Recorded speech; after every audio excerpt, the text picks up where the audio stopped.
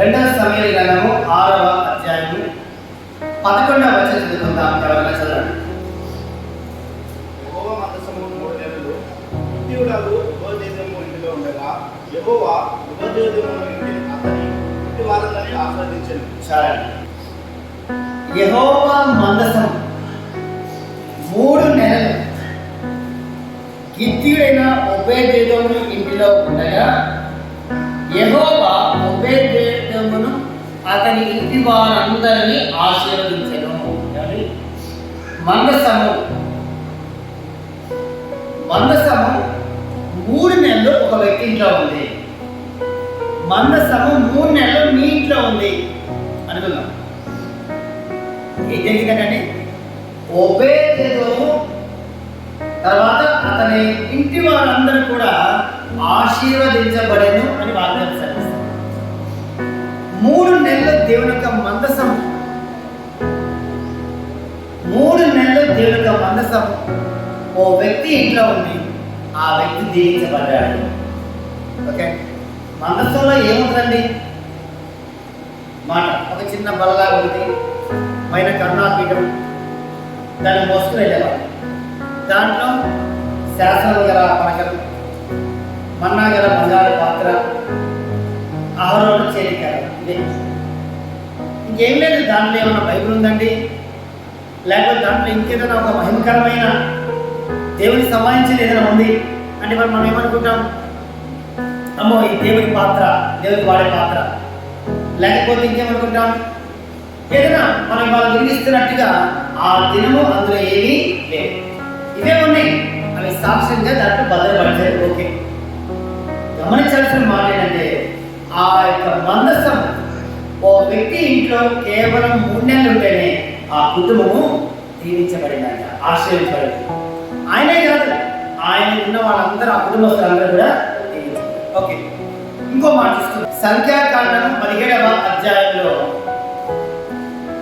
చూడండి. 17వ అధ్యాయము 5వ వచనం చూస్తుంటే, అప్పుడు నేను ఎవరిని ఏర్పరచుకుందునో, దేవుడు మాట్లాడుతున్న మాట. నేనని చెప్పి వాళ్ళు సరుకుంటున్నారు, కొనుక్కుంటున్నారు, వాళ్ళతో సమస్య వచ్చింది. సరే, ఎవరిని ఏర్పరచుకుంటానో ఆ వ్యక్తికి ఇటువంటి కార్యం జరుగుతుంది. మీ చేతికర్ర మీద 12 గోత్రాల వారు మీ గోత్రానికి ఒక చొప్పున కర్ర తీసిన చేతికర్ర దాన్ని పట్టుకురండి. అహరోను, లేవి గోత్రము కర్ర పైన అహరోను పేరు ఉండాలి. ఓకే, అవన్నీ తీసుకొచ్చి ఏం చేశాను చూడండి. 5వ వచనం, అప్పుడు నేను ఎవరిని ఏర్పరచుకుంటున్నో వారి కర్ర స్వీకరించును. ఇశ్రాయేలీయులు మీకు విరోధముగా సరుగుచుండు, సరుగులు నాకు వినబడకుండా మాన్పివేయుదును. కాబట్టి మోషే చెప్పగానే వాళ్ళందరూ పట్టుకొచ్చారు. చూడాలి 7వ వచనం, మోషే వారి కర్రలను సాక్ష్యపు గుడారంలో యెహోవా సన్నిధిని ఉంచెను. మరునాడు మోషే సాక్ష్యపు గుడారంలోనికి వెళ్ళి చూడగా లేవి కుటుంబముదైన అహరోను కర్ర చిగుర్చి ఉండెను. అది చిగుర్చి పువ్వులు పూసి బాదము పండుగ ఆయను. ఎవరినైతే దేవుడు ఏర్పాటు చేసుకుంటాడో వాళ్ళ కర్ర చిగురుస్తాడు, చిగురు వస్తుంది. అది పువ్వులు వచ్చింది, కాయలు వచ్చినాయి. మీ మీద ఇశ్రాయేలు సనుకున్న ఆ సనుగుల్ని నేను మాన్పివేస్తాను అని చెప్పి మాట్లాడతాను. ఇప్పుడు ఆలోచించాల్సిన మాట ఏంటంటే, దేవుని సన్నిధిలో ఒక దినము కాదు, తక్కువే. ఒక కర్ర, ఓ చేతి కర్ర, మన పెద్దవాళ్ళు వాడుతున్న కర్ర ఉంది కదా, ఏమండి, పెద్దవాళ్ళు వాడి కర్ర చేతి కర్ర ఉంది. అది ఉదాహరణకి వెదురు బొంగుతో ఉన్న కర్ర అయితే వాడి వాడి వాడి కింద పక్కన ఇలా వచ్చిపోయినట్టుంటుంది. అది తీసి ఉంది కాబట్టి అయిపోతుంది. ఒకవేళ అల్యూమినియంతో చేసిన చేతి కర్ర కొంతమంది వాడతారు కదా, అదైనా కూడా ఆ నడుస్తున్నప్పుడు కర్ర తగిలి ఆ కింద ఇలా వచ్చిపోయేవాడికి దానికి తీయగలపము అది చేస్తూ ఉంటారు.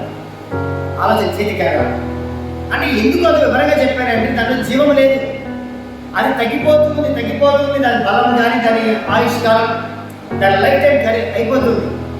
అటువంటి చేతి కర్ర ఆ యొక్క మందసం ఉన్న ఆ ప్రదేశ విధానం లోపల ఉంచితే ఒకరోజు కాదు, ఇలా ఉంచారు. తెల్లవారి మోసే వెళ్ళి చూడగా అహరోను కర్ర మాత్రమే, చేతి కర్ర మాత్రమే చిగిర్చి పువ్వులొచ్చి కాయలు. ఒక్కరోజే 3 నెలలు ఉభయదేవుల ఇంట్లో మందసం ఉండగా ఆలోచించబడ్డారు. ఒక్కరోజు వాళ్ళ కళ్ళని దగ్గర వచ్చినప్పుడు అందులో ప్రత్యేకత కనపడుతుంది, ప్రత్యేకమైన స్థితి కనపడతా ఉంది. ఆలోచించండి. 3వ మాట చూసుకుందాం. నిర్గమకాండం 34వ అధ్యాయం 29వ వచనాన్ని చదువుకుందాం. 29వ వచనం. మోషే సీనాయి కొండ దిగుచుండగా శాసనములు గల ఆ 2 పలకలు మోషే చేతిలో ఉండెను. అతడు ఆ కొండ దిగుచుండగా ఆయన అతనితో మాట్లాడుతున్నప్పుడు తన ముఖము ప్రకాశించిన సంగతి మోషేకి తెలిసి ఉండలేదు. అహరోనును ఇశ్రాయేలు అందరూ మోషేను చూచినప్పుడు అతని ముఖ చర్మము ప్రకాశించను కనుక వారు అతని సమీపింప తెరచిరి. 40 దినాలు మోషే కొండపై ఉన్నాడు. దేవుని సన్నిధిలో, శక్తివంతమైన దేవుని సన్నిధిలో ఆయన ఉన్నాడు. ఓకే, అక్కడి నుంచి ఆయన దిగి ఇశ్రాయేలుకి వచ్చినప్పుడు ఆయన ముఖము ప్రకాశిస్తూ ఉంది. 40 దినాలు దేవుని సన్నిధిలో కనిపెట్టుకుని ఉన్న ఓ దైవజనుడు 40 దినములు దేవుని సన్నిధిలో ప్రార్థనలు అనుకుందాం, లేదా ఎదురు చూస్తున్న ఆ సందర్భంలో ఆయన ముఖము ప్రకాశించిన సంగతి ఆయనకు అర్థం కాలేదు. కానీ జనులు గుర్తించారు. 3 నెలలు ఒక వ్యక్తి ఇంట్లో మందసం ఉన్నప్పుడు ఆ కుటుంబం దీవించబడింది. ఒక్కరోజే ఆ చేతి కర్ర అన్ని దగ్గర పెట్టినప్పుడు ఒక రోజుకే రిజల్ట్ వచ్చింది. ఫలించిన స్థితిలో, పువ్వులు కాయలు వచ్చిన స్థితిలో ఆ చేతి కర్ర ఉంది. 40 దినాలు ఓ దైవజనుడు దేవుని సన్నిధిలో ఉన్నందుకు, కనిపెడి ఉన్నందుకు ఆయన ప్రకాశించేదే. ఈ దినం ప్రియమైన సంగమా, రక్షించబడిన నాటి నుంచి దేవుని సన్నిధిలో ఎన్ని దినాలు గడిపారు మీరు? దేవుని సన్నిధిలో ఎన్ని గంటలు గడిపారు మీరు? దేవుని సన్నిధిలో ఎన్నిసార్లు ప్రార్థన చేశారు మీరు? దేవుని సన్నిధిలో ఎన్ని సంవత్సరాలు, ఎన్ని నెలలు, ఎన్ని దినాలు కనిపెడుతున్నారు? చూడండి, కనిపెడుతున్నారు. మీరు దీవించబడ్డారా? ఏమండి, మీరు ఆశీర్వదించబడ్డారా? ఒబేదేదోము ఇంట్లో 3 నెలలు ఉంటే ఆయన మొదటి తిరుగుతాంతులు ఏమంటే సొత్తందరి, తన కలిగిన సొత్తందరిని అంత దీవించబడింది. ఒక్క రోజు ఉన్నందుకే ఆయన ఎన్నిక చేయబడ్డాడు, ఆయన ఫలించాడు. 40 దినాలు ఉన్నందుకు, దైవజనుడు కనిపెట్టున్నందుకు ఆయన ప్రకాశించాడు. ఈ దినం ప్రియమైన సంగమా, క్రైస్తవులైన మనం ఆలోచన చేద్దాం. ఎన్ని సంవత్సరాల నుంచి మనం దేవుని సన్నిధికి వెళ్తున్నాం? ఎన్ని సంవత్సరాల నుంచి దేవుని సన్నిధికి వస్తున్నాం మనం? ఎంతవరకు మీరు ఆశీర్వదించబడ్డారు? ఎంతవరకు దేవుని సన్నిధిలో ఫలించారు? ఎంతవరకు మీరు ప్రకాశించారు? ఆలోచన చేయండి. మీరు ప్రార్థన చేయట్లేదా అంటే చేస్తున్నారు. మీరు వాక్యం చదవట్లేదంటే చదువుతున్నారు. మీరు ఉపవాసం చేయట్లేదంటే చేస్తున్నారు. మీరు దేవుని సన్నిధిలో కనిపెట్టుకోవట్లేదంటే కనిపెట్టుకుంటారు. మీరు దేవుని కొరకు వాక్యానుసారంగా జీవించట్లేదని నెరవేర్చలేదంటే ఓకే కొంతవరకు. మరి ఎందుకు ఆ ఫలభరితమైన స్థితి, ఆ సమృద్ధి కలిగిన స్థితి, ఆ ప్రకాశమానమైన స్థితి ఇవాళ విశ్వాసికి, ఇవాళ దేవుడు మాటలు వింటాను మీరు ఆలోచన చేయాలి. ఎందుకు మీరు కలగలేదు? ఎందుకు మీరు కలగలేదు? మరణాడే రిజల్ట్ వచ్చింది కొంతమందికి, 3 నెలలకి కొంతమందికి రిజల్ట్ వచ్చింది, 40 దినాలకి ఇంకొక రిజల్ట్ వచ్చింది. ఈ దినము మనం ఎక్కడ తప్పు చేస్తున్నాం? మనం ఎక్కడ తప్పులో పడుతున్నాం? మనం ఎక్కడ తప్పిపోతున్నాము? ఆలోచన చేయాలి. మోషేని గొప్పవాడని అంటారేమో, ఆయన ఒక హత్య చేసి పారిపోయి వచ్చాడు.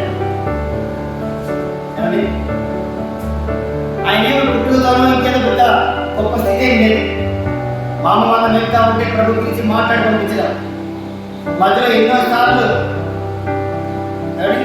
ఎన్నో సంఘాలు జరిగింది. చివరికి వాగ్దానం చేసి కూడా కోరేని స్థితి, అటువంటి ఒక స్థితి అంటే ఒక బలహీనత కలిగిన వ్యక్తి అనుకున్నాం. అటువంటి దైవజనుడు 40 దినాల్లో దేవుని దగ్గర వెలిగింపబడే స్థితి అని వచ్చినప్పుడు ఈ దినము మనం తప్పు చేయొచ్చు, సరే బలహీనంగా ఉన్నాం కావచ్చు. ఇవాళ ఆ లేఖన భాగం బట్టి దేవుడు సరే ఆ వాక్యం మనకు తెలియదు, నీ భక్తిని బట్టి అయ్యో 40 దినాలకి మోషేని దిగించారు కదా, నేను 40 దినాలకి మోషే జీవితంలో కార్యాలు దిగించారు కదా, నా బిడ్డలు వాళ్ళ వాక్యం తెలియదు, కానీ ఎన్నో దినాల నుంచి ఎన్నో సంవత్సరాల నుంచి వాళ్ళు భక్తిగా ఉంటున్నారు కాబట్టి మోషే ఇచ్చినట్టుగా వాళ్ళకు కూడా ఇవ్వాలి అని ఏదైనా వచ్చి కదా. ఇంట్లో 3 నెలలు ఆలోచన చేయండి. ఇంట్లో ఆ మందసం తీసుకొస్తున్నప్పుడు ఆ కాలు 2 కాలు జారిన తర్వాత మందసం పడబోతుందిగా ఉజ్జా చేయిజా పడుతున్నాడు. వెంటనే దేవుడు చంపించాడు. అయ్యో ఇంత కోపమా, ఇంత ఘోరమైన పరిస్థితి అనుకోవచ్చు. దావీదు భయపడి ఇంత గొప్ప దేవుణ్ణి నేను ఎలా తీసుకెళ్ళాలని చెప్పి ఆ మందసారి ఏం చేయాలని చెప్పి అక్కడే ఉన్న స్థలానికి, ఆ చనిపోయిన స్థలానికి పెరేజ్ ఉజ్జా అని పేరు పెట్టి అక్కడ ఎక్కడ పడతామని చూస్తే ఓబేదేదోము కనపడ్డాడు. నీ ఇంట్లో పెడతాను అయ్యా, రాజరిగా పెట్టుకుంటాడా, అయ్యా వాళ్ళు చనిపోయారు మేము చనిపోతామేమో అన్న ఆలోచన వచ్చినా కూడా రాజు మాటను బట్టి అయ్యా పెట్టండి అయ్యా మనసు అనాల్సిందే. ఆ ఇంట్లో ఆ విధంగా మరణం సంభవించిన భయముతో ఆ వ్యక్తి ఆ మనసాన్ని చేర్చుకుని ఉండవచ్చు. అలా ఉన్న వ్యక్తి 3 నెలల ప్లస్ అయిపోయాడు. ఈనాడు దేవుని సన్నిధికి ఇంతకాలంగా వస్తున్న మనం, దేవుని సన్నిధిలో ఇంతకాలంగా భక్తి చేస్తున్న మనం, దేవుని సన్నిధిలో ఈ విధంగా జీవిస్తున్న మనం ఆలోచన చేయాలి. మరణము సంభవించి భయముతో ఉన్న ఆ వ్యక్తే దీవించబడినప్పుడు, ఆ వ్యక్తే కాకుండా ఆ కుటుంబం దీవించబడినప్పుడు, ఆ వ్యక్తే దీవించబడినప్పుడు ఇవాళ 2 నెలల నుంచి భక్తి చేస్తున్న మనం, ఇంతకాలం నుంచి ప్రార్థన చేస్తున్న మనం దీవించబడాలా లేదా? ఇంత భయముతో భక్తితో ప్రభాని ప్రతి దినము ఏదో ఒక సమయంలో కన్నీరు కారుస్తూ మీరు ప్రార్థన చేయట్లేదా? చేస్తూ ఉండగా ఎందుకు మీకు ఆశీర్వాదం రాలేదు? ఆలోచన చేయండి. ఇంతకాలంగా దేవుని సన్నిధికి వస్తున్నారు, మీరెందుకు ఫలభరితంగా లేరు? మీరెందుకు ఫలించట్లేదు? మీ మీద వస్తున్న సనుగుళ్ళు, తొలుగుళ్ళు, నిందలు ఇంకా ఇంకా ఇంకా వగేరా ఇవన్నీ కూడా తొలగిపోని స్థితిలో, అవి దేవుడు తొలగించని స్థితిలో ఉండే పరిస్థితి ఈనాడు ఎందుకు వచ్చింది? అటువంటి స్థితి ఎందుకు కలుగుతుంది? ఇది మనం ఆలోచన చేయాలి. నిజంగా ఇది మనం ఆలోచన చేయాలి. ఇంతకాలంగా దేవుని సన్నిధికి వస్తున్నాం. ఒక షాప్లో పనిచేస్తే మనం ఒకవేళ చర్చి పనిచేసి చర్చి రాకుండా నాకు ఏం ఆశీర్వాదాలు లేదని చెప్పి ఒక షాప్లో పనిచేస్తే ఇవాళ వెళ్తే ఒక 6,000 రూపాయలు ఇస్తారు. ఫస్ట్ 2 నెలలకి 3 నెలలకి మళ్ళీ ఒక 1000 ఇస్తారు. ఈలో కమిషన్ అని అదని ఇదని ఇస్తారు. పండగ వస్తే బట్టలు పెడతారు. ఓకేనా? సాయంత్రం ఇంటికి వెళ్తున్నప్పుడు ఛార్జీకి డబ్బులు కూడా ఇస్తారు. ఇంకో 6 నెలల సంవత్సరం అయిందంటే కొత్త షాప్ పెట్టగా మానరు కదా, ఎవరో వస్తారు మనం కూడా షాప్ పెడతాము. వాళ్ళు కొత్త షాప్ పెట్టినప్పుడు మాకు కావాలి అని చెప్పి ఏం చేస్తారు, ఎవరినో ఒకటి పట్టుకుని చూడండి అనగానే ఈ షాప్లో 6,000కి 7,000కి పనిచేసే వ్యక్తికి ఎంత ఇస్తారు? నీకు ఆడేస్తాడు. ఎందుకు ఇస్తారన్న పై డబ్బులు వేరే ఉంటాయి. సరే 10 ఇస్తాం, వస్తావా? ఓకే. ఇంకో 6 నెలల ఇంకో షాప్ పెడతాడు, 17,000 ఇస్తాం, వస్తావా? షాప్లో పనిచేస్తే అభివృద్ధి కనబడుతుంది. తాపి మేస్త్రి చేతి కింద పరిగెత్తే అభివృద్ధి కనబడుతుంది. సెంట్రింగ్ మేస్త్రి పని చేతి కింద వెళ్తే అభివృద్ధి కనబడుతుంది. 4 నెలలకు 5 నెలలకు భక్తిలో ఆశీర్వాదం లేదు, ఫలభరితమైన స్థితి లేదు. ప్లస్ నీకు వస్తున్న ప్రతి ఆటంకంలో దేవుడు నిన్ను కాపాడలేని స్థితి. 3వది, ఇంత ఇంతకాలంగా దేవుని సన్నిధిలో ఉంటావు, నీవు దేవుని చేత వెలిగించబడిన స్థితి. నిజమైన వెలుగు ఉండేను, అది లోకంలోనికి వస్తూ ప్రతి మనిషిని వెలిగిస్తుందంట. మనుషులు తమ క్రియలు చెడ్డవి కనుక వాళ్ళు వెలుగులోకి రాకుండా చీకట్లోనే ఉన్నారు. అలాగా చీకట్లో ఉన్న వాళ్ళకి కూడా ఒక టైం వచ్చింది.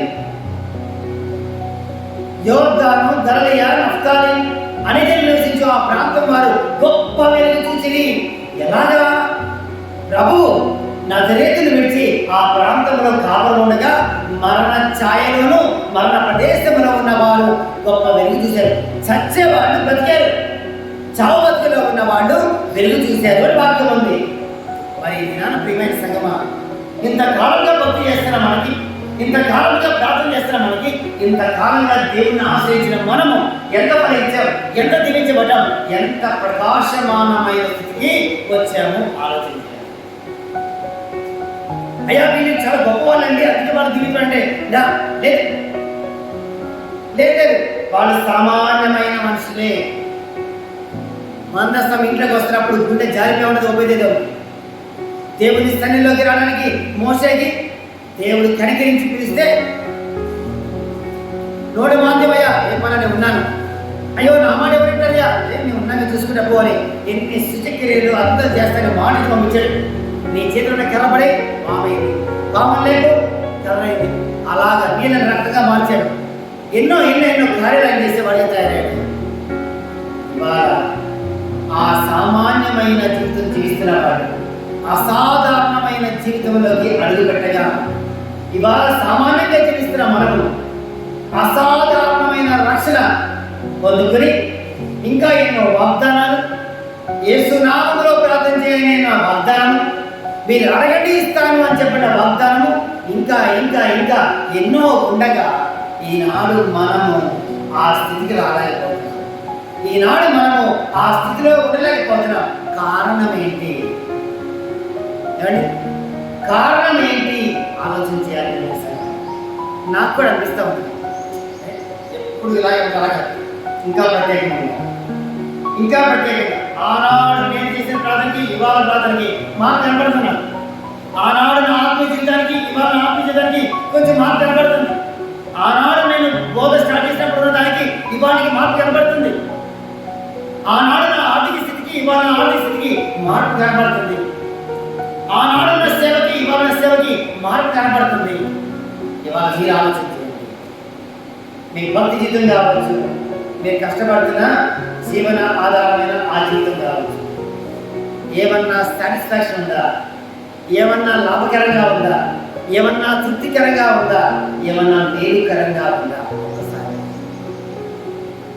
ఎక్కడ తగ్గిపోతున్నాం, ఎక్కడ మిస్టేక్ అవుతుంది, ఎలా లాస్ అయిపోతున్నాం అని ఆలోచన చేస్తే చూద్దాం. వాళ్ళ మాటలను చూద్దాం, వాళ్ళని దీవించబడడానికి కారణం ఏంటి ఇవాళ మనం చూద్దాం. ఇవాళ ప్రార్థించే మనము ఫలభరితమైన స్థితిగా బాగపోవడానికి కారణం ఏంటి? ఇవాళ దేవుని సన్నిధిలో ఉంటున్న మనము, ఎదురు చూస్తున్న మనము, కనిపెడుతున్న మనము ప్రకాశించకపోవడానికి కారణం ఏంటి? ఇవాళ దేవుని సన్నిధిలోనే ఉంటున్న మనం ఎప్పుడు వాక్యం ప్రార్థన అంటూ లోకానికి దూరంగా జీవిస్తున్న మనం ఫలభరితమైన స్థితి పొందుకోకపోవడానికి కారణం ఏంటయ్యా అంటే, మొదటి దినవృత్తాంతముల గ్రంథము 16వ అధ్యాయము 4వ వచనం చదువుకుందాం. మరియు అతడు యెహోవా మందసము ఎదుట నేను సేవ చేయొచ్చు ఇశ్రాయేలు దేవుడైన యెహోవాను, ఇశ్రాయేలీల దేవుడైన యెహోవాను ప్రసిద్ధి చేయుటకు, అంటే ఏంటి, పాపులర్ చేయడానికి, ఆయన్ని ప్రకటించడానికి, ప్లస్ వందించటకు, అంటే ఏంటి, ఈ వందనము ఆయన సేవ చేయడం దానికి వస్తుంది. తర్వాత ఆయనకు స్తోత్రములు చెల్లించటను లేవీయులలో కొందరిని నియమించను. ఎవరు? దావీదు మహారాజు లేవీయుల్లో కొంతమంది ఆయనకి ఎప్పుడు ఆయన గురించి చెప్పాలి, ఆయనకి వందనము, స్తోత్రములు, స్తుతి చెల్లించాలి, ఆయన గణపరచాలని లేవీ గోత్రం నుంచి కొంతమందిని ఎన్నుకున్నాడంట. ఎవరయ్యా వాళ్ళు? చూడండి 5వ వచనం. వారిలో ఆసాపు అధిపతి. లీడర్ ఎవరయ్యా అంటే ఆసాపు రాసిన కీర్తన అంటే కదా, ఆయనంతా పాటలు పాడేవాళ్ళు, ఆయన స్తుతి స్తుతించేవాళ్ళు, కనపరిచేవాళ్ళు వాళ్ళని. తర్వాత జకర్యా అతని తర్వాతి వాడు, ఫస్ట్ ప్లేస్. తర్వాత యెహీయేలు, షెమీరామోతు, యెహీయేలు, మత్తిత్య, ఎలియాబు, బెనయా. తర్వాత చూడండి ఓబేదెదోము. మళ్ళా యెహీయేలు అనువారు స్వరమండలములను సితారాలను వాయించుటకై నియమింపబడేది. ఆసాపు తాళములను వాయించువాడు. ఆయన తాళములు ఒబేదెదోము అనే పార్టీ కూడా స్వరమండలము ఇంకా సితారా వాయించేవాడు. అంటే అర్థం ఏంటి? మ్యూజిషియన్స్. వీళ్ళు ప్రభువుని ఆరాధించేవాడు, వీళ్ళు ప్రభువుని కనపరిచేవాడు, వీళ్ళు ప్రభువుని స్తుతించేవాళ్ళు, వీళ్ళు ఆయన నామాన్ని ప్రసిద్ధి చేసేవాళ్ళు. అంటే ఎలాగా? ఓ స్వామీజీని అనుకుందాం, లేదు ఓ పాస్టర్ అనుకుందాం, ఇంకెవరైనా ఉన్నారనుకుందాం. పలానా పాస్టర్ దగ్గరికి వెళ్తే ఆయన ప్రార్థన చేస్తే రోగాలు పోతున్నాయి అంట. ఇది సపోజ్ నేను అనుకుందాం, నేను అక్కడ చెప్పుకున్నాను, నేను అక్కడ చెప్తానా? ఎవరైనా తెలుస్తానా? ఎవరు చెప్తారు? చర్చికి వచ్చేవాళ్ళు, మా చర్చిలో అయితే మా పాస్టర్ గారు ఇట్లా, మా పాస్టర్ ఇట్లా, ఇట్లా ముట్టితే అది అవుతుంది, ఇట్లా ముట్టితే ఇది అవుతుంది అని వాళ్ళు చెప్తారు. చెప్పగానే ఏమైంది? ఆ పక్కన వాళ్ళు ఈ పక్కన వాళ్ళు ఫలానా చర్చిలో గొప్పగా ఉందంట, ఫలానా చర్చిలో ఇలా ఉందంట అని చెప్పి వాళ్ళు చెప్పి ఏం చేస్తారు? మందిరానికి వస్తారు కదా. ఓ స్వామీజీ అనుకుందాం, స్వామీజీ ఏది చెప్పుకున్నా దాన్ని పెట్టుకుని ఆయన దగ్గర శిష్యులు మా స్వామి వారి దగ్గర ఇలాగా, మా స్వామి వారి దగ్గర అలాగా అని వాళ్ళు చెప్పుకుంటారు. అప్పుడు జనాలంతా ఏం చేస్తారు? ఫలానా వ్యక్తి దర్శనం చేసుకుంటే ఇలా అవుతుంది, అలా అవుతుంది చెప్పి చెప్పుకుంటారు కదా. అలాగనే ప్రేమ సంగమా, ఒబేదెదోము దీవించబడ్డానికి కారణం ఏంటంటే మరణం కనబడుతుంది, గుండె ఆగిపోయింది. ఎక్కడ పెట్టాలి అని దావీదు ఎతికి, అంటే ఆయన ఇంటికి తీసుకెళ్తే ఆయనకి మరణం వస్తుందేమో అని భయపడ్డాడు. ఏమన్నా నేను పాటించాల్సిన పద్ధతులు పాటించకపోతే అదే చావు నాకు వస్తే నా పరిస్థితి ఏంటి అనుకుని ఎలా అనగానే దొరికాడు ఆయన. బాబు చెప్పండి రాజుగారు, మందసం ఇంట్లో పెడదామనుకుంటున్నాం. సరే అయ్యా, ఇక దేవుని చేతిలో చావడం బెస్ట్, ఏ చేతిలో చచ్చే కదా, వద్దు మా ఇంట్లో పెట్టడానికి వీలేదు, వాడు తెచ్చాడు నన్ను చంపుదాం అనుకుంటావా అనొచ్చు. కానీ చెప్తే అప్పుడే రాజు చెప్తాడని, రాజు కదా ఏమని తెలుసు, దేవుని చేతిలో తెచ్చుకోవడం కానీ అనుకుని కావచ్చు, ఇంట్లో పెట్టించాడు. 3 నెలలు దాన్ని ముట్టుకోలేదని అనుకున్నాను. ఎందుకంటే దాన్ని ముట్టుకోవాల్సిన వాళ్ళు ఉన్నారు. శుభ్రం చేయడం 3 రోజులు లోపల ఏముంది, ఈ చెద్దలు బాగుంది, జరిగాలంటే రాత్రి కప్పుకుందాం, మళ్ళీ పొద్దున్న డబ్బా మీద కప్పేస్తే అయిపోద్ది, ఈ మాటలే రాడానికి భయపడుతూనే బతికాడు. కానీ వేరే రూమ్లోనూ ఇంకొంత దూరంకి వెళ్ళి, మొత్తానికి మందసానికి దూరంకి వెళ్ళి వాయిద్యాలు వాయించున్నాడా లేదా? ఇక్కడ ఏర్పాటు చేయబడినప్పుడు ఆయనకి ఇప్పుడు ఇంట్లో మీరు నేర్చుకోవాలి, కొంచెం బాధపడగలరా? ఇంట్లో వాక్యం చదవలే, బయలుపడి చదవడానికి చదవగలరా మీరు? అంటే కొంచెం ప్రాక్టీస్ ఉన్నారు కదా. అప్పటికప్పుడు వచ్చి దేవుడు చెప్తున్నాయా ఎవరంటే ఉపయోగము, నువ్వు ఫ్లూట్ వాయించాడా కానీ ఆయన ఫ్లూట్ వాయించమంటే ఇలా వాయించేస్తానికి ఇలా అనుకోండి, ఏమంటామని? సరే ఇలా వాయించేస్తానికి బదులు డబ్బు కొట్టడానికి దాన్ని తీసుకుని గమ్మ కొడతామని అనుకోండి, ఏమంటారు ఆయన? అంటే ఉపయోగించడము మ్యూజిషియన్, ఆయన ఏదో కొంచెం వచ్చు. ఎవరలా లేడీ గోత్రంలో ఎందుకుని దేవుడు చూడండి ఎలా తీసుకెళ్ళాడు. ఈనాడు మీరు దీవించబడాలంటే ఒకటే మాట, ఉపయోగించడము రహస్యం చెప్తున్నాడు. మీరు ప్రభువుని ప్రకటించేవారై ఉండాలి. మీరు ప్రభువుని గురించిన మాటలు ప్రచురం అంటే ఫేమస్ చేసేవాళ్ళు అవ్వాలి. అక్కడ తెలుగులో ఏం కదా పదమాడంటే ప్రసిద్ధి చేయటకు. అంటే ఏం చేయాలి? రోడ్లు వెంబడి తిరగాలని కాదు, నీ ఇంట్లో నువ్వు దేవుడు స్థుతించేవాడే కావాలి, ఆయన నామాన్ని కనపరిచేవాడే కావాలి, ఆయన స్థుతించేవాడే కావాలి. నీకు వాయిద్యం వచ్చా వాయిద్యాలు వాయించు, లేదా చప్పట్లు కొడుకుంటూ ఆయన నామాన్ని ఆయన స్థుతించండి. నీ ఇంటికి వచ్చిన వాళ్ళు నీ ఇంట్లో వాళ్ళని దేవుని మాటలు నన్ను ఇక్కడితే మీరు దీవించబడతారు. ఇందులో ఏమన్నా ఖర్చు ఉందా?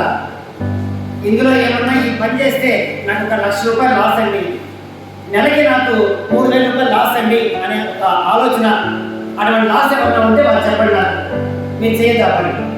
లాస్ లేని పని చేయండి. ఏం పని చేయాలి? కేవలం ప్రభువుని స్తుతించేవారిగా ఉండాలి. ఎక్కడ? నీ ఇంట్లోనే. కేవలం ప్రభువుని ఆరాధించే వాళ్ళే ఉండాలి. ఎక్కడ?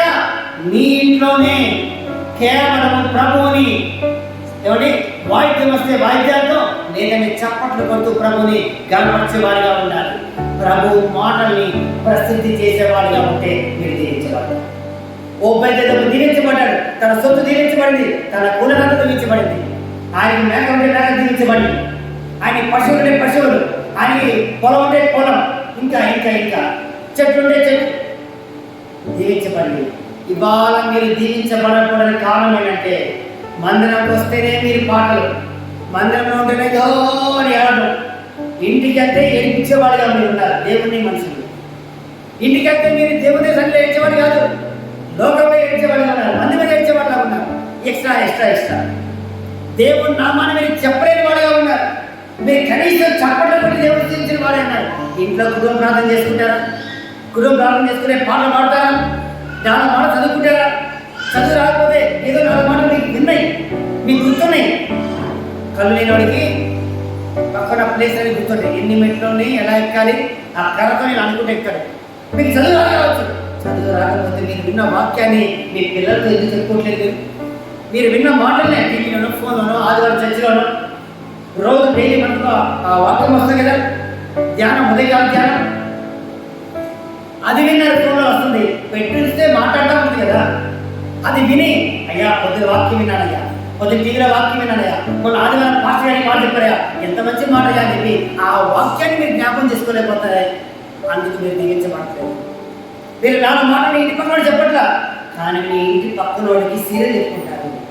మీ ఇంటి పక్కనోడికి భార్యను ఎలా కంట్రోల్ పెట్టుకోవాలని నేర్చుకుంటారు. మీరు నా భార్య అయితే అని భార్య ఎడబడి పరిస్థితి, లేదా వాడి మిమ్మల్ని చెడబడి పరిస్థితి, నా భర్తని కిందే తొక్కుతారు, నా సంగతి తెలియదు అని పక్కన ఇంకోసం చెడబడే పరిస్థితి, లేదా ఆమె చెడబడే పరిస్థితి. ఇదే మాట్లాడుతున్నాం. మామిడికాయ పచ్చడి ఎలా పెట్టాలి నేర్చుకో, మంచిదే. దానికి ఇంకా ఇంకా అది పొడిగించబడి టైం వేస్ట్. ప్రభువు గురించిన మాట తప్ప అన్నీ వస్తూ ఉంటాయి. ఇప్పుడు ఎలా దీవించబడతాం, మనం ఎలా ఆశ్రయించబడతాం? బోర్ కొట్టిందంటే ఫోన్, బోర్ కొట్టిందంటే టీవీ, బోర్ కొట్టిందంటే ఇంకోటి, బోర్ కొట్టిందంటే ఇంకో పనులు. ఏమండి, మనకి ఆనందం వచ్చినా పాపమే, బాధ కలిగినా పాపమే చేసే పరిస్థితి. ఇప్పుడు ఎలా దీవించబడతా కుటుంబం? ఓబేదెదోము చావు బ్రతుకులో మంచి భక్తి చేశాడు. 3 నెలలే ముందర దావీదు తెలిసి అమ్మో ఇంత ఆశీర్వాదం నేల కోల్పోవాలి, ఈ కొంచెం వచ్చింది చాలని చెప్పి మా ప్రధాని పట్టుకుపోయాడు. ఆయన తెలిసిపోయాడు. అదే అక్కడే చూస్తే దావీదు కన్నా ఈయన టాపేడు కావచ్చు, అయ్యేవాడు కావచ్చు. ఆలోచించేది నీ ఆశీర్వాదం ఇంకోరు దొంగిలించకుండా చూసుకోండి.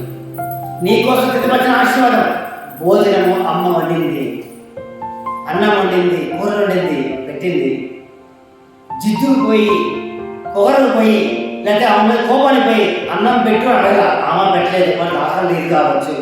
నా మీద కోపంతో బయట ఏమైనా తిన్నాడు కావచ్చు, లేదు వాళ్ళ చిన్న ఇంట్లో తిన్నాడు కావచ్చు, వాళ్ళ మామిట్లో తిన్నాడు కావచ్చు, హోటల్లో తిన్నాడు కావచ్చు, వాళ్ళ ఫ్రెండ్ ఏమన్నా పెట్టించాడు కావచ్చు భోజనం అని అడుగుతారు. ఆమె కూర్చొని మంచి భోజనం, మంచి పప్పు చారు అనుకుందాం, లేదా మంచి ఇంకేదైనా కూరలు, గుత్తి వంకాయ కూర అనుకుందాం.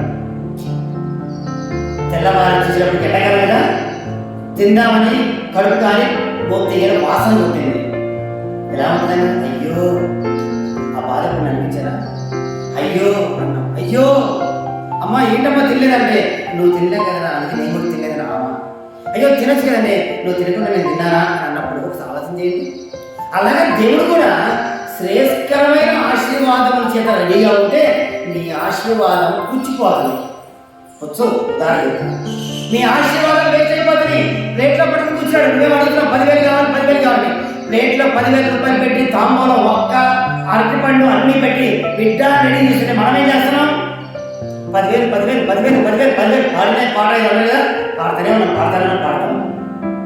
ఆశీర్వాదాన్ని సొంతం చేసుకోలేక కారణం ఏంటయ్యా అంటే దేవుణ్ణి స్తుతించే స్థితి లేదు, ప్రభువుని గణపరిచే స్థితి మనకు లేదు.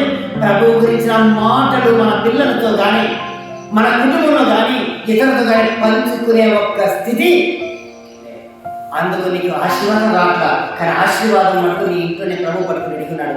ఎప్పుడు అడుగుతావా వీళ్ళు నెత్తిలో పోసుకోవాలి పాలు, ఎప్పుడు అడుగుతావా ఏమైనా ఒడిలో పోసుకోవాలి ఆశీర్వాదం అని ఆయన ఉన్నాడు. కానీ మనం ఏం చేస్తున్నాం? దాన్నే బలపడాలి.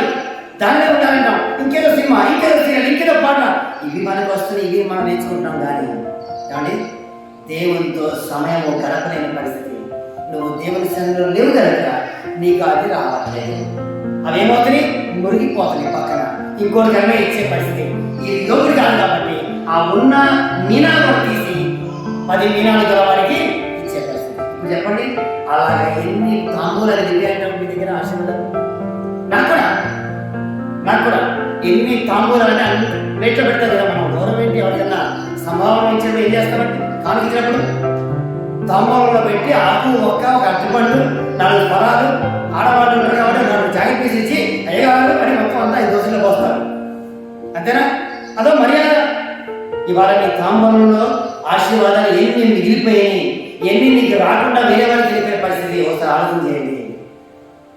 ప్రభువుని స్తుతించే స్థితి, ప్రభువుని గణపరిచే స్థితి, ఆయన నామాన్ని ప్రకటించే పరిస్థితి, ఆయన మాటల్ని ప్రకటించే పరిస్థితి నీకు అబ్బితే, నువ్వు నేర్చుకుంటే నువ్వు తీరించగలవు. రెండవ మాట తీసుకున్నాం, సంఖ్యాకాండము 17వ అధ్యాయము 4వ వచనము. నేను మిమ్మును కలుసుకొని స్థలము. ఎక్కడ కలుసుకునే స్థలము అంటే సంవత్సరానికి ఒక్కసారి యాజకుడు మాత్రమే వెళ్తున్నాడు ప్రత్యక్ష గుడారంలో అతి పరిశుద్ధ స్థలంలోకి. అది పశువు యొక్క రక్తం పట్టుకుని. ఎందుకు వెళ్తున్నాడు? ఆ రక్తం పట్టుకుని, అయ్యా నన్ను క్షమించు, జనాంగాన్ని, ఇశ్రాయేల్ జనాంగాన్ని, సమాజాన్ని క్షమించని చెప్పి వెళ్ళి ప్రభు సన్నిధిలో మొరపెట్టుకుంటున్నాడు. దేవుడు మాట వీళ్ళకి చెప్తూ ఉన్నాడు. అంటే అర్థం ఏంటి? ప్రార్థనా స్థలము. అంటే ప్రియమైన సంగమా, మీరు ఫలించాలంటే, మీకు వస్తున్న సనుగుళ్ళు, గొనుగుళ్ళు, నిందలు, ఈ ఆటంకాలన్నీ ప్రభువు తొలగించి మిమ్మల్ని ఎన్నుకొని మిమ్మల్ని ప్రత్యేకంగా ఉంచి మిమ్మల్ని ఫలభరితం చేయాలంటే మీరు ప్రభువుని కలుసుకోవాలి.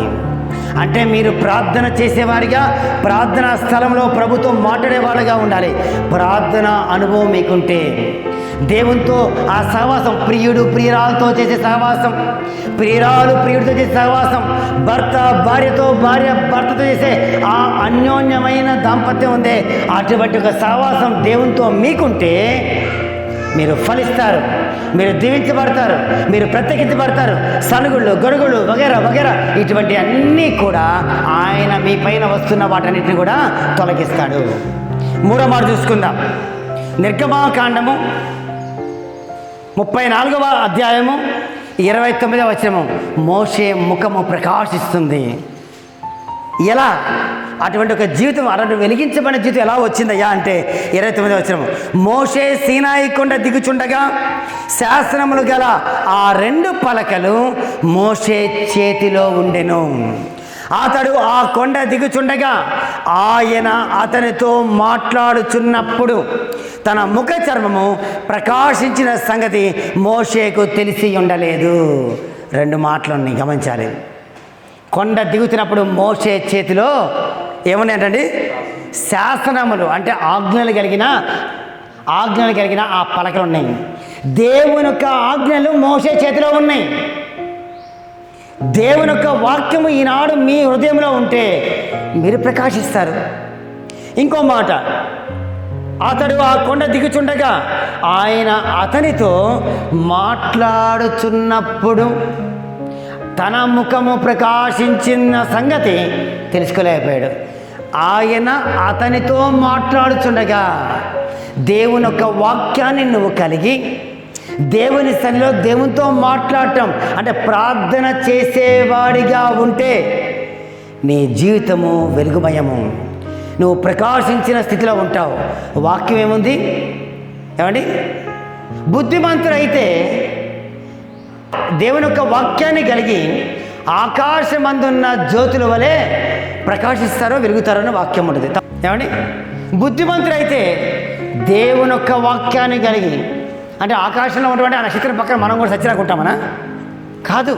అది ఎలా ఫలిస్తుందో, వాక్యము నీలో ఉంటే, వాక్యాన్ని కలిగి దేవునితో మాట్లాడితే, వాక్యాన్ని కలిగి దేవునితో సహవాసం చేస్తే, వాక్యము కలిగి నీవు ఉంటే నీవు ఫలిస్తావు, నీవు వెలుగుతావు. ఆకాశమందున్న జ్యోతుల వలె సూర్యుడు ఎలా ఉన్నాడో అలాగా, చంద్రుడు ఎలా ఉన్నాడో అలాగా నువ్వు ఫలిస్తావని దేవుని యొక్క వాక్యము సెలవిస్తుంది. ఈనాడు ప్రియమైన సంగమా, జాగ్రత్తగా గమనించండి. మీరు దీవించబడాలన్నా, మీరు ప్రత్యేకించబడి ఫలభరితంగా ఉండాలన్నా మీరు వెలుగులో ఉండి, ఏమండి, ఆ వెలుగులో ఉండి ఒక విజయవంతమైన జీవితం జీవించాలి అంటే ఇదిగో ఇలాగా ఇవి పాటించాల్సిందే. ఒబేదెదోము దేవుని స్తుతించేవాడిగా ఉన్నాడు, ఆయన ఆరాధించేవాడిగా ఉన్నాడు. సంగీత వాయిద్యం వచ్చు కాబట్టి వాయించు ప్రభుని కనపరిచేవాడిగా ఉన్నాడు. ప్రభు యొక్క మాటలని ప్రసిద్ధి చేసేవాడిగా ఉన్నాడు. మీరు అలా ఉంటే దీవించబడతారు. మీరు ఆయన్ని కలుసుకుంటే ప్రతి దినం మీరు ఫలభరితం అవుతారు, ప్రత్యేకించబడతారు అందరిలోకి. మీరు దేవునితో మాట్లాడేవారిగా ఉండి దేవుని యొక్క వాక్యం మీలో ఉంటే మీరు ప్రకాశిస్తారు.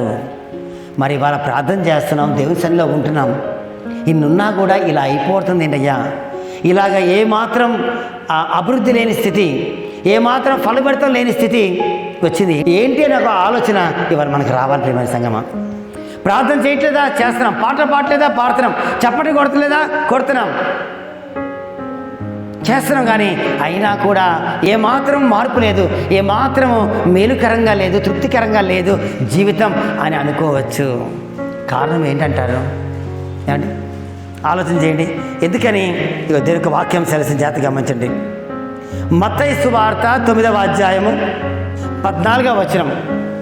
యోహాను శిష్యులు, బాప్తిసం ఇచ్చి యోహాను శిష్యులు ప్రభు దగ్గరికి వచ్చి, అయ్యా మేము పరిసయ్యులు తరచుగా ఉపవాసం చేస్తాం, నీ శిష్యులు ఎందుకు ఉపవాసం చేయట్లేదు? అయ్యా, పెళ్లి కుమారుడు ఉన్న ఇంట్లో ఎవరన్నా దుఃఖపడతారా? ఎవరన్నా పస్తులు ఉంటారా? ఉండరు. పెళ్లి కుమారుడు వాళ్ళ దగ్గర నుంచి వెళ్ళిపోయిన తర్వాత వాళ్ళు ఉపవాసం చేస్తారు అని మాట్లాడి, ఎవడైనాను పాత బట్టకి కొత్త బట్ట మాసిక వేయడు. అంటే ఈ షర్ట్ చిరిగింది అనుకుందాం, పాత రోజులు ఏం చేసేవాళ్ళు, చిరిగిపోతే వేరే క్లాత్ కట్ చేసి దాని దగ్గర పెట్టి కుట్టేవాళ్ళు. అది తెలిసిపోయేది క్లియర్గా. దీనిపైన గ్రీన్ కలర్ క్లాత్ వేసామనుకోండి ఎలా ఉంటుంది, దీనిపైన రెడ్ కలర్ క్లాత్ ముక్క వేసామనుకోండి చిరిగిపోయింది దాని మీద ఎలా ఉంటుంది, అలాగా. ఇప్పుడు ఇది పాతది, కొత్త క్లాత్ చేసామనుకోండి, ఉతికినప్పుడు ఆ కొత్త క్లాత్ ఇట్లా ఉంది కదా, షింక్ అవుతుంది కదా, ఇలా దగ్గరికి లాక్కొచ్చారనుకోండి ఏమైంది, ఇక్కడ జరిగింది మంది ఇక్కడ వేసావు కానీ ఇది లాక్కొచ్చినప్పుడు ఇక్కడ జరుగుతుంది కదా. అలాగనే పాత తిత్తులలో ఎవడు కూడా కొత్త ద్రాక్షరసం పోయాడు. కొత్త తిత్తుల్లో కొత్తదే పోయాలి, పాత దాంట్లో పాతదే పోయాలి. ఒకవేళ అలాగ పోస్తే తిత్తులు పిగిలిపోతాయి, ద్రాక్ష రసం కారిపోతుంది, అంటే నేలపాలు అవుతుందయ్యా అని చెప్తున్నాడు. అంటే ఇవ్వాలంటే మనకు వాటర్ బాటిల్ ఉంది, ఇంకొంచెం వెనక్కి వెళ్తే మరచెంబులు ఉండేవి, అంటే ఇట్లా తిప్పేయి. దానికైనా వెనక్కి వెళ్తే తాటికాయ అనేవాళ్ళు, దాన్ని నాకు తెలియదు ఎత్తు చేస్తారు. సొరకాయ ఉంది కదా, ఆ లోపలంతా తీసేసి ఒక రాడ్డు ఏదో పెట్టి దాంట్లో నీళ్ళు నింపుకుని పైన ఏదో ఒకటి దాన్ని ఫిట్ చేసి మూతలాగా దానికి ఒక కట్టుకుని తగిలించుకుని వెళ్ళేవాళ్ళు పొలాలకి. ఇంకా పాతకాలం వెళ్తే తోలు సంచుల్లో నీళ్లు పోసుకుని ఆ పైన ఇట్లా కట్టేసుకునేవాళ్ళు వాళ్ళు. ఏమండి, రైట్. ఇప్పుడు ద్రాక్షారసం నిల్వ చేయడానికి ఏం చేసేవాళ్ళు అంటే ఈ తోలు సంచుల్లో దాన్ని నిల్వ చేసేవాళ్ళు. ఇప్పుడు కొత్త ద్రాక్షారసం వచ్చింది, పాత డబ్బా మామిడికాయ పచ్చడి ఉంది, ఈ సంవత్సరం పెడతారు కదా, పెట్టే ఉంటారు. పాత డబ్బాలో ఉన్న కొంచెం ఉంటే తీసి పడేసి కడిగేసి ఆరబెట్టి అప్పుడు దీన్ని మొత్తం ఇస్తాం. అలాగనే ద్రాక్షారసాన్ని ఆ యొక్క తిత్తిలో పోస్తారు. ఇది కొత్త దాన్ని పాత దాంట్లో పోసామనుకోండి ఏమైందంటే పిగిలిపోద్ది. ఎలాగా? థమ్సప్ సీసా ఉంది, కొంచెం వెళ్తుంటుంది, మందులు ఉన్నాయి, కొంచెం వెళ్తూ ఇస్తారు. ఎందుకని? కెమికల్స్ కాబట్టి. ఎండకి ఒకవేళ ఏమన్నా అయ్యి కొంచెం ఇట్లా పొంగిన ఆ ప్రెషర్కి, లోపల ఉన్న ప్రెషర్కి మూత పెడుతుంది కదా, సీసా పగిలిపోకుండా కొంచెం వెళ్తారన్నమాట. రైలు పట్టాలు ఇలా ఉంచుతారు, ఏమన్నా వేడికి ఏమైనా అయితే ఇట్లా వచ్చి సరిపోతుంది. అదే ఫస్టే ఇలా పెట్టామనుకోండి ఇది పైన కూర్చుంటుంది, బండిలో ఉన్న వాళ్ళు పైన కూర్చుంటారు కదా. కాబట్టి ఏం చేసేవాళ్ళు, పాత తిత్తిలో కొత్తది పోయొద్దు, పాతదే పోయాలి. కొత్త దాంట్లో కొత్తది పోయొచ్చు. ఎందుకంటే ఇది పాత తిత్తి అనుకుందాం, దీంట్లో కొత్తది పోసాం. కొత్త ద్రాక్షరసాన్ని ఏమంటారు, ఫెర్మెంటేషన్, ఏదో పులిసిది అంటే కదా ఇది. అది అయినప్పుడు థమ్సప్ సీసా ఇట్లా ఊపి మూత తీస్తే ఎలా ఉంటుంది, సేమ్ అదే పద్ధతి. పాత తిత్తిలో పోసినప్పుడు ఆల్రెడీ ఈ తోలు మనకున్న చెప్పులు ఉన్నాయి, లెదర్ చెప్పులు కొత్త ఎలా ఉంటాయి, కాళ్ళకి పట్టేసి ఉంటాయి, పుండ్లు అవుతాయి. మేము స్కూల్కి వెళ్ళేటప్పుడు మా షూస్ కానీ చెప్పులు కానీ వేసి ఉంటే ఆమదం రాసుకునే వాళ్ళం ఇట్లాగా. అప్పుడు అదేంటి మెత్తబడిపోద్ది, మనకి ఇక్కడ పుండ్లు అవ్వకుండా కొంచెం ఇట్లా సాగినట్టుగా ఉండటం ఏదో జరిగేది అది కదా. ఇప్పుడు ఇక్కడ ఏం చేసేవాళ్ళంటే అటువంటి పాత తిత్తిలో కొత్తది పోస్తే ఇది పొంగుతుంది కాబట్టి పాత తిత్తి అంటే పాత తోలు సంచి ఆల్రెడీ వాడి వాడి వాడి అదేమైంది సాగిపోయి ఉంది. దాంట్లో పోయటం వల్ల జాగ్రత్తగా ఆలోచన చేయండి, ఇంకా సాగే గుణం లేదు. ఇప్పుడు ఇంతే ఉంది, ఇంతే ఉంది. దీని లోపల వేలు పెడితే పడుతుంది. దీని లోపల నా తలకాయ పెట్టాలనుకున్నాం అనుకోండి, పట్టిద్దా? పట్టదు. ఈ క్లాత్ చిరిగిపోవాల్సిందే. అలాగా కొత్త దాంట్లో కొత్తదే పోయాలి, పాత దాంట్లో పాతదే పోయాలి. ఒకవేళ పాత దాంట్లో కొత్తది పోయాలంటే పాత సంచి తోలు సంచిని నీళ్ళల్లో నానబెట్టాలి. దేంట్లో? నీళ్ళల్లో నానబెట్టాలి కొన్ని దినాలు. ఆ తర్వాత దాన్ని బయట తీసి ఆరబెట్టి ఒలివ నూనెతో దాన్ని అంటాలి. తలకి ఆ నూనె రాస్తాం కదా, అలాగా ఒలివ నూనె రాసి కొన్ని రోజులు ఉంచిన తర్వాత అప్పుడు ఏమైంది, పాతదనం పోయి మళ్ళీ కొత్తదైంది, కొత్త తోలులాగా అవుతుంది అనమాట. అప్పుడు దాంట్లో పోసామనుకోండి, ఆ రసం ఇట్లాగా అయినా కూడా ఇది కొత్తగా అయింది కాబట్టి ఇది ఇట్లాగా వ్యాకోచించుట సంకోచించేది అంటారు కదా, వ్యాకోచించుటనా, వ్యాకోచించి పగిలిపోకుండా ఉంటుంది అనమాట. ఎందుకు చెప్తున్నామయ్యా అంటే ఈనాడు ఆశీర్వదించబడే స్థితి మార్గం మనకు తెలియపరచబడినా, ఈనాడు ప్రత్యేకమైన జీవితం జీవించాలి, ఫలభరితమైన జీవితం ఎలా జీవిస్తామనేది తెలియపరచబడినా, ఇవాళ దేవుని సన్నిధిలో వెలుగుతూ ఉండాలి, వెలిగించబడిన స్థితిలో ఉండాలనేది మనకు తెలియపరచబడినా మనం వెలిగించబడట్లేదు, మనం ఆశీర్వాదానికి దగ్గర కూడా రావట్లేదు, మనం ప్రత్యేకమైన స్థితికి రాలేకపోతున్నాం. కారణం పాత జీవితము అలాగే ఉంచుకొని అప్పుడు విన్న వాక్యాన్ని ఈ వాక్యానుసారంగా నేను జీవించాలి, అప్పుడు దైవజనుడు చెప్పిన మాటలు విని నా జీవితాన్ని దేవునికి ఇవ్వాలి, నేను మారాలి అని తీర్మానం చేసుకుని బతుకుతున్నాం. పాత సంచిలో కొత్తది పోయొద్దు, పాత సంచి తీసేసి కొత్తది రావాలా, చచ్చి మళ్ళీ పుట్టలేం కదా. కాబట్టి ఏం చేయాలి, ఇప్పుడు ఈ పాత సంచి కొత్తదిగా మార్చబడాలి. అంటే అది నీళ్ళల్లో సోక్ అవ్వాలి, నానాలి. నీళ్ళు దేనికి గుర్తు? ఏమండి, విత్తనం వాక్యానికి గుర్తు. నీరు దేనికి గుర్తు? ఆత్మకు గుర్తు. నీళ్ళ ప్రవాహం వస్తూ ఉంది, దేవుని సన్నిధిలోంచి యేసుల గ్రంథంలో రాయబడుతుంది అన్నమాట. ఓకేనా? నీళ్ళలో నానాలి. నువ్వు కూడా ఏం చేయాలంట? నానాలి, వెయిట్ చేయాలి దేవుని సన్నిధిలో. దేవుని సన్నిధిలోంచి ప్రవాహం వస్తుంది. దేవుని సన్నిధిలోంచి అది చిన్న కాలవలా స్టార్ట్ అయింది, అది అరికాళ్ళు మునిగేలాగా వచ్చింది. ఇంకొంచెం ముందుకు రాగానే చీలమండలం, ఇంకొంచెం ముందు రాగానే మోకాళ్ళు, ఇంకొంచెం ముందు రాగానే మొలలోతు, ఇంకొంచెం ముందు రాగానే ఇక్కడ దాకా వచ్చింది, ఇంకొంచెం ముందుకు రాగానే ఇదే పరిస్థితి వచ్చింది, నడిచే పరిస్థితి లేదు. దేవుని సన్నిధిలో నుంచి ప్రవాహం వస్తుంది. ఆ ప్రవాహంలో నువ్వు ఉండి ఏం చేయాలంట? నానాలా. నీ భక్తి అనుభవం ఎలా ఉండాలంటే ఇదేలాగా ఉండాలి, కొంచెం కొంచెం కాదు. ఏమండి? తర్వాత మరలా బయట తీసిన తర్వాత ఏం చేయాలంట? ఒలీవ నూనె చేత అంటబడాలి, అంటే అభిషేకించబడాలి. దావీదు అభిషేకించబడ్డాడు. నాట నుండి యెహోవా ఆత్మ దావీదు మీదకి వచ్చెను. దావీదు జీవితం ఎలా ఉంది ఆలోచన చేయండి. నూనె చేత అంటబడాలి అంటే దేవుని ఆత్మ చేత నువ్వు నింపబడాలి, దేవుని ఆత్మాభిషేకం పొందుకోవాలి. అప్పుడు నీవు కొత్తదిగా మార్చబడతావు. అప్పుడు నువ్వు మారు మనసు పొంది ఆ నూతన స్థితి అవన్నీ కలిగి ఉన్నా నీకు ఎటువంటి నష్టం కలగదు. ఒక ఉదాహరణ చెప్తాను. పేతురున్నాడు, ప్రభు చేత తిట్టించాడు, సాతానా నడు వెనక్కి అని. తొందరపాటు, ఎన్నోసార్లు అబాస పాలయ్యాడు. అటువంటి పేతురు దేవుని సన్నిధిలో ఉన్నాడు. మీరు నా వల్ల విన్న వాగ్దానం మీరు పొందుకునేంతవరకు యెరూషలేములో నుంచి బయటికి వెళ్ళలేదు. మేడగది చూసుకున్నారు, మేడగదిలో ఉన్నాడు, ప్రార్థనలో ఉన్నాడు. ఎన్ని దినాలు ఉన్నాడు? సరే, 8 దినాలు ఉన్నాడు. ఒక దినాన దేవుడు తన ఆత్మ చేత నింపాడు. ఆ మేడగదిలో నీళ్ళలో నాంతనే ఉన్నాడు. ఏక మనసుతో అందరూ ప్రార్థన చేస్తూ ఏకీపించి జీవించారు. ఒక దినాన దేవుడు తన ఆత్మ చేత నింపాడు. ఏమైందండి? నూతన వ్యక్తిగా మార్చబడ్డాడు. తిట్టించుకున్న పేతురు ఇవాళ అనేక మందికి దేవుని మాట చెప్పి ఒక్క రోజులోనే 3000 ఆత్మలు సంపాదించుకున్నాడు. ఇంకోసారి 5000 ఆత్మలు సంపాదించుకున్నాడు. ఇంకోసారి చూస్తే శిష్యుల సంఖ్య అధికంగా పెరిగిందని వాక్యం ఉంది. ప్రతి దినము సంఘంలో ఆత్మలు చేర్చబడుతూనే ఉన్నాయి. ఇస్కరియోతు యూదా ఉన్నాడు, ప్రభువు దగ్గరే ఉన్నాడు, డబ్బు సంచి నీ దగ్గరే ఉంది, ప్రభువు చేసే కార్యాలు చూస్తున్నాడు, ప్రభువు చెప్పే వాక్యం వింటున్నాడు. కానీ ఏమైంది? ఏం జరిగింది? అమ్మేశాడు ప్రభువుని. చివరికి పాపం మనసు మారింది. నాకు ఈ డబ్బు సంచి అవసరం లేదు, దేవాలయంలో విసిరి కొట్టాడు. నువ్వేం చేసుకోపో. కానీ వెళ్ళాడు, చచ్చిపోయాడు. పొట్ట పగిలి, తిత్తి పగిలిపోయింది. పాత తిత్తిలో కొత్త ద్రాక్షరసం పోతా ఉన్నాడు, పగిలిపోయింది. నువ్వు మారాలి. పేతురు దేవుని సన్నిధిలో మేడగదిలో కనిపెట్టి ఉన్నాడు.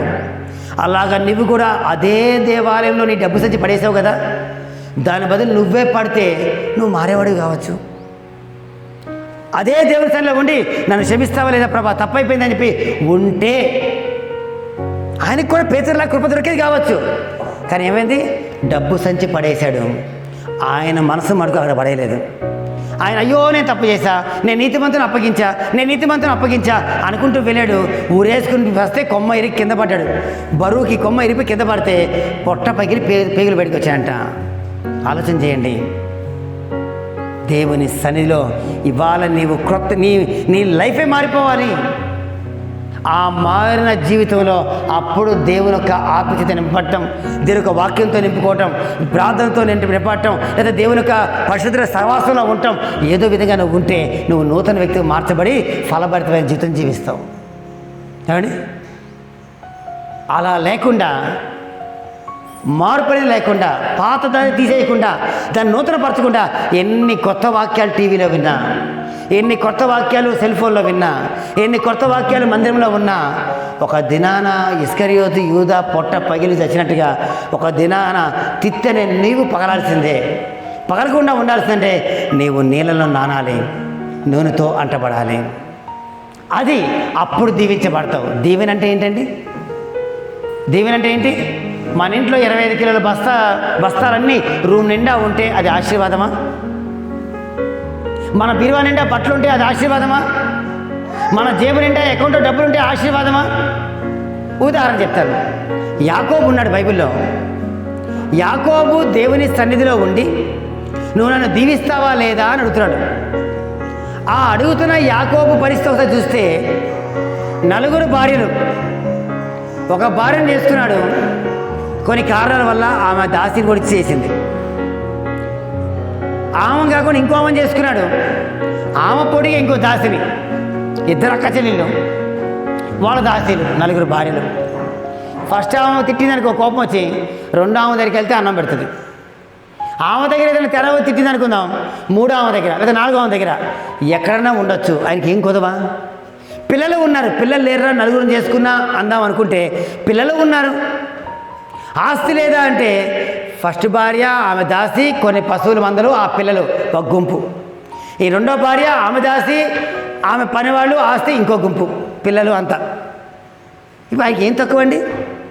మనం ఇవాళ ఆశీర్వాదం అంటే డబ్బులు, ఆశీర్వాదం అంటే బియ్యం, ఆశీర్వాదం అంటే కూరగాయలు, ఆశీర్వాదం అంటే బట్టలు, ఆశీర్వాదం అంటే ఏ బాధ లేకుండా ఇట్లా ఉండాలి, ఇదే అనుకుంటున్నాం.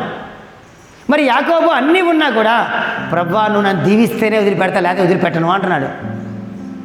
ఇప్పుడు దేవుడు అడగాలి, పిచ్చి మొహమోడా, ఇంకా నీకు ఏం కావాలి చెప్పు?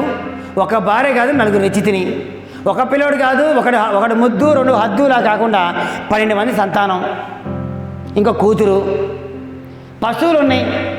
ఇప్పుడు నువ్వు మేకను కోసుకుని తిన్నా కూడా అడిగేవాడు నిన్ను. మేకను కోసుకుని తిని నువ్వు తిని మిగతా అంత వదిలేసినా కూడా నష్టమే లేదు. నీకు అంత బంధం ఉంది. ఒంటెని తింటావా తిను, గోవుని తింటావా తిను, మేకను తింటావా తిను, ఇంకేం తింటావా తిను, అన్నీ ఉన్నాయి.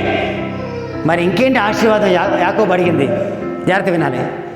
యాకోబు దేవుని దగ్గర అడిగిన ఆశీర్వాదం ఏంటి? ప్రియమైన సంగమా, ఆశీర్వాదం అని ఏంటి తెలుసా? ఏంటి నీ పేరు? యాకోబయ్యా. ఇక నుంచి నీ పేరు యాకోబు కాదు, ఇశ్రాయేలు అన్నాడు. అంటే ఇశ్రాయేల్ అంటే పేరు మారింది. కొత్తదనం వచ్చింది. ఇస్రాయేల్ అంటే అర్థం ఏంటి? దేవుని కుమారుడు, రాజకుమారుడు, దేవుని సైనికుడు, ప్రభువుతో కలిసి పరిపాలించేవాడు లేదా రాజ్యం చేసేవాడు.